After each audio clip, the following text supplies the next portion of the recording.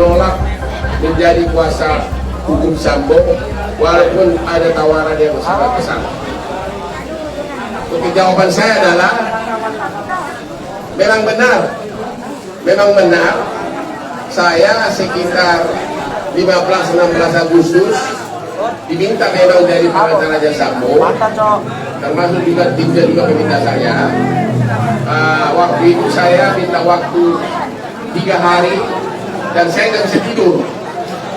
3 hari saya nggak bisa tidur karena memang ini kalau dilihat dari profesi pengacara, inilah namanya yang disebutkan the dream case. Inilah namanya kasus impian bagi pengacara karena itu membuat orang akan menjadi makin terkenal. Anda mungkin ingat kasus pembunuhan oleh O.J. Simpson di Amerika. Artis seorang selebriti terkenal yang membunuh istrinya, yang kemudian bebas hanya gara-gara sarung tangan yang dibunuh dipakai untuk membunuh ternyata tidak muat di tangannya, sehingga tidak mungkin sarung. Jadi seolah-olah ada catatnya.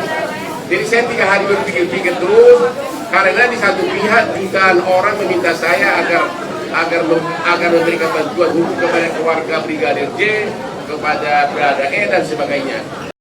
Bukan duit yang ditawarin, bukan. Karena gini, ketika saya dapat informasi dari timnya Sambo tentang fakta-fakta kejadian dan juga mereka kan punya kopi BAP-nya, termasuk keterangan semua saksi. Ada satu informasi penting yang saya lihat dalam berkas, dan ini orang belum mungkin tadi sudah pernah dengar. Kalau orang awam nggak akan ngerti arahnya kemana. Sarjana hukum pun belum tentu bisa tahu ini kenapa bahasa ini relevan. Saya dapat informasi dari timnya bahwa saksi kunci ajudan memberikan kesaksian, katanya nih ya, nanti soal apakah benar atau tidak itu nanti tidak di persidangan ya, jadi saya tidak mau memilih, tapi katanya saksi ajudan memberikan kesaksian bahwa begitu Ibu PJ sampai di rumah pribadi menceritakan suaminya nangis. Bayangkan seorang jenderal menangis. Setelah mendengar cerita dari istrinya. Ini versi BAP ya, jangan bilang saya ngarang cerita ya. Sekarang saya netral. Saya sekarang netral. Cuma saya